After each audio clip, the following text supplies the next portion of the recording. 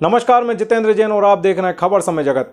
आइए नजर डालते हैं आज के कुछ ताजा तरीन खबरों पर। लगातार 18 वर्षों से शिक्षा के क्षेत्र में बेहतर काम कर रहे दीक्षांत शिक्षण संस्था की नई ब्रांच की शुरुआत भोपाल में हुई। ब्रांच के डायरेक्टर डॉक्टर एस पांडे ने बताया कि संस्था द्वारा विगत कई वर्षों से छात्रों को बेहतर उत्कृष्ट निर्देशन प्रदान करने के लिए काम कर रहा है।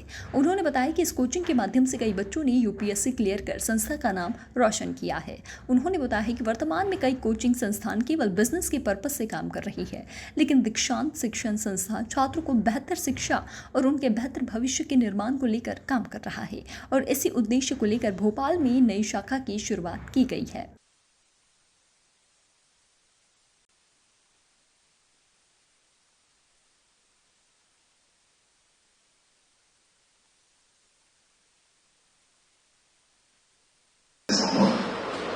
नहीं है। इसके बाद रामवीर जी भी पहुंचे, वो आगे नहीं खोला जाए, इसलिए थोड़ा मैनेजमेंट और थोड़ा ये सब चीजों में मैं परेशानी महसूस कर रहा था।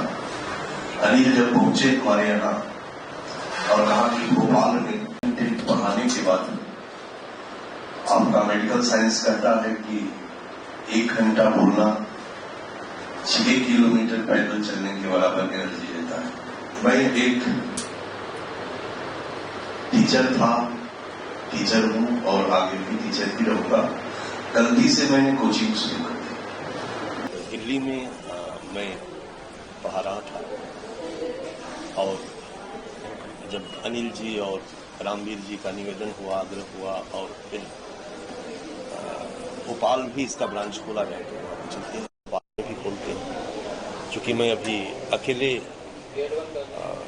मैं एक टीचर के रोल में हूं तो मेरे लिए अकेले सारा प्रबंधन मेरे लिए कठिन हो रहा था। तो मैंने कहा कि यदि आप लोग साथ में हैं तो मैं यहाँ पर इसकी शुरुआत कर सकता हूँ और इसी सोच के साथ में यहाँ पर आया हूँ कि एक मजबूत शुरुआत यहाँ पर की जाए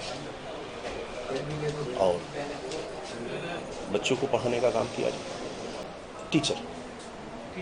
टीचर कल से हमारे यहाँ क्लास शुरू हो रहा है।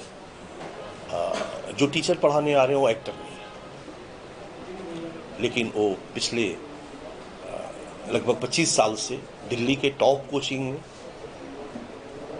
इकोनॉमिक पढ़ा रहे हैं।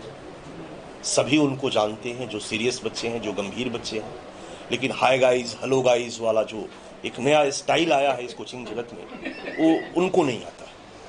मुझे ऑनेस्टी के साथ इस बात को कहने में कोई दिक्कत नहीं है कि उनको नहीं आता है। हमारी टीम में बहुत से लोगों को नहीं आता।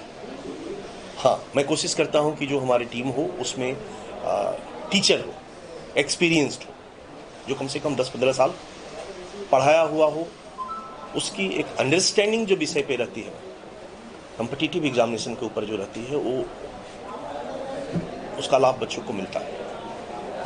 तो ये हमारी यूएसपी है और इसी पर मैं दिल्ली में भी चल रहा हूं और यहाँ पर भी इसी उम्मीद के साथ आया हूं। मैं जानता हूं कि इसमें बहुत सारी चीज़ें हैं, बहुत सारे अड़चन हैं, क्योंकि जो कंपटीशन है वैसे लोगों से है जिनके पास करोड़ों रुपए है, इसमें कहीं कोई शक नहीं है।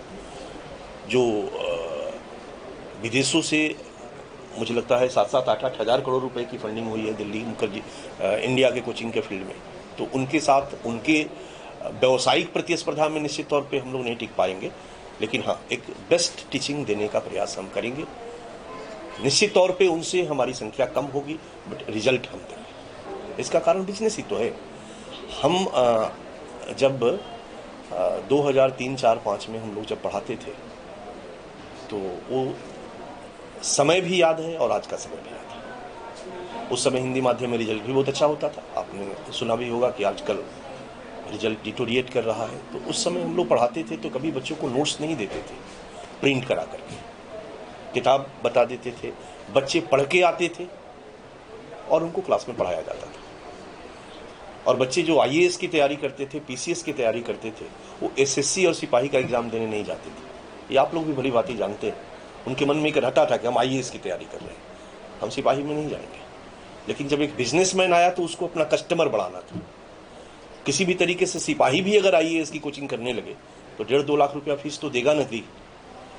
तो अगर सिपाही को भी अगर अपने इस आईएएस के कोचिंग में इनरोल कराना है तो हमें आईएएस के लेवल को तो घटाना पड़ेगा। आईएएस के लेवल को जब हम घटाएंगे तभी तो 10% की जगह पर 100% क्राउड को हम पुल कर पाएंगे। और जब लेवल घटा, इसका असर बच्चों पर है। और यहाँ टीचिंग में टीचर घटते जा रहे हैं और एक्टर बढ़ते जा रहे हैं। मतलब टीचिंग एक प्रकार का परसेप्शन मैनेजमेंट हो गया है कि अगर बच्चों के परसेप्शन को हम मैनेज कर लेते हैं तो हम टीचर बनने के लिए बस यही जरूरी है ना कि बच्चे जाने कि हम टीचर हैं, दैट्स ऑल। क्योंकि कंटेंट की समझ तो बच्चों को है नहीं। जो नए बच्चे आ रहे हैं उनको कंटेंट की समझ क्या है, और अगर है भी तो 5% बच्चों की है। अगर यूपीएससी में 8 लाख 9 लाख लोग फॉर्म फिलअप करते हैं और 1000 बच्चे फाइनली पास करते हैं, इसका मतलब अगर हम 10,000 को भी ले लें तो 1% हुआ। अगर हम 1 लाख को भी ले लें तो 10% हुआ। तो हम मान के चलते हैं कि 5% 50,000 बच्चों को समझ है, लेकिन 95% बच्चों को समझ नहीं। छात्रों के लिए मेरा मैसेज यही है कि इस कॉम्पिटिटिव एग्जामिनेशन में 90% भूमिका छात्रों की है, 10% भूमिका कोचिंग की है। अगर ये छात्र ये बात को समझ गए तो उनको दुनिया की कोई ताकत पास करने से नहीं रोक सकती है। जिस दिन वो समझ गए कि कोचिंग ही हमको पार लगाएगा, उस दिन फिर वो कभी पास नहीं होगा। इस मौके पर संस्था के मैनेजिंग डायरेक्टर अनिल उपाध्याय ने बताया है कि मैं भोपाल में लंबे समय से शिक्षा के क्षेत्र में काम कर रही है और इसी उद्देश्य को लेकर अब वे दीक्षांत शिक्षण संस्था के साथ छात्रों को बेहतर शिक्षा देने का काम करेंगे ताकि स्टूडेंट्स अपना भविष्य बेहतर बना सके।